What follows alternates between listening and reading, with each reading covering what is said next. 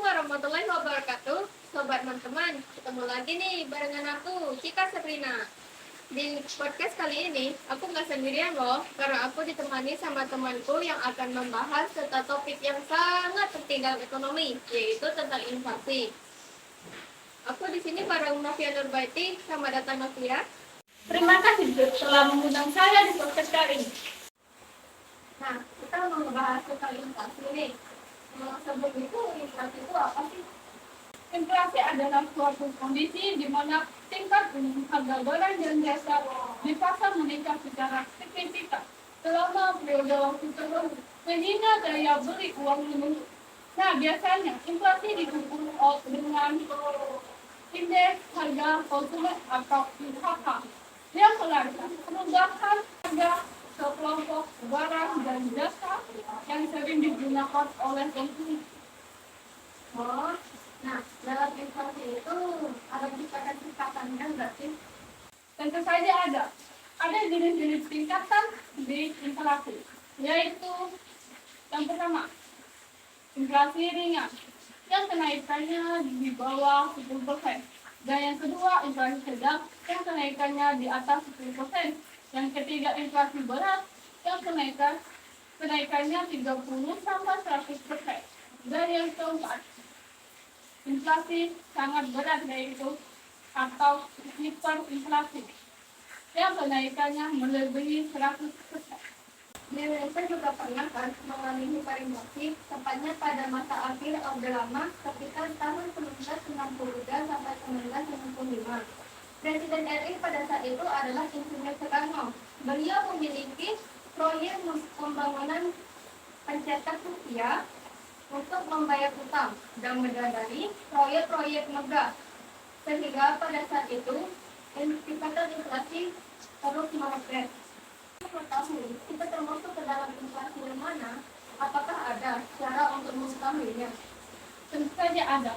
Caranya cukup mudah, yaitu indeks harga periode sekarang dikurang indeks harga periode lalu dibagi indeks harga periode sekarang.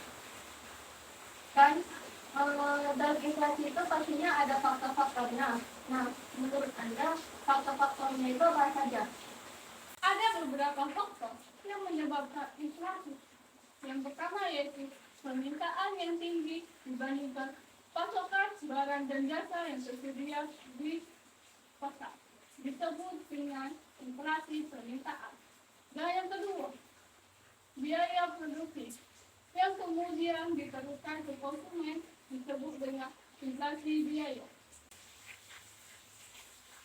Apa-apa saja sih strategi untuk mencegah inflasi? Yang pertama itu kebijakan moneter yang ketat. Bank sentral dapat menggunakan kebijakan moneter yang ketat dengan menaikkan tingkat suku bunga. Dengan meningkatkan tingkat suku bunga, bank sentral dapat mengurangi ketersediaan uang yang beredar di pasar, sehingga dapat mengurangi permintaan dan mencegah inflasi yang berlebihan.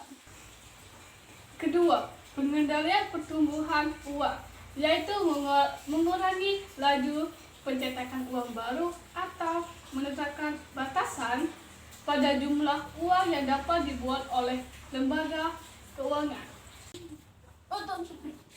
Ketiga, kontrol biaya produksi, yaitu pemerintah dan lembaga terkait mengendalikan biaya produksi termasuk upah pekerja, di harga bahan baku dan biaya distribusi. Dengan begitu dapat mencegah peningkatan harga barang dan jasa yang berlebihan. Keempat, stabilitas kebijakan fiskal, yaitu dengan mengendalikan pengeluaran pemerintah dan meningkatkan penerima melalui pajak dan sumber pendapatan lainnya.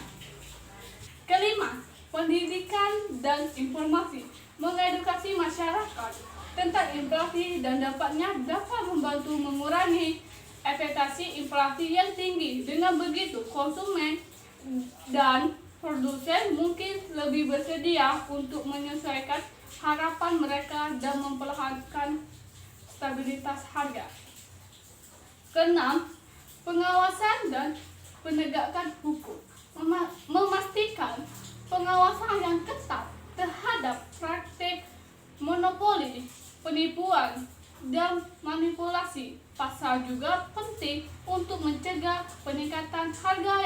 adil.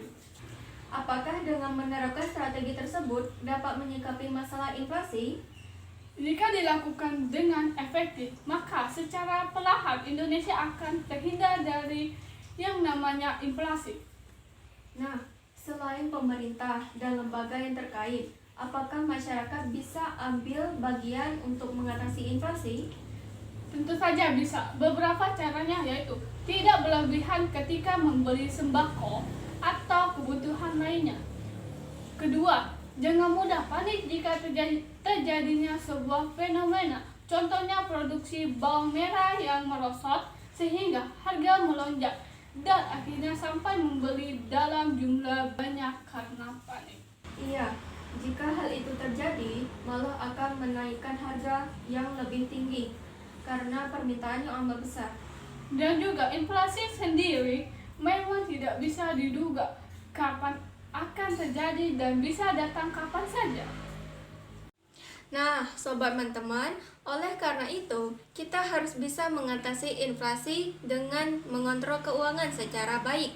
Pemahaman tentang ilmu ekonomi harus dimiliki untuk mengatasi masalah keuangan yang dihadapi di masa yang mendatang. Bye-bye.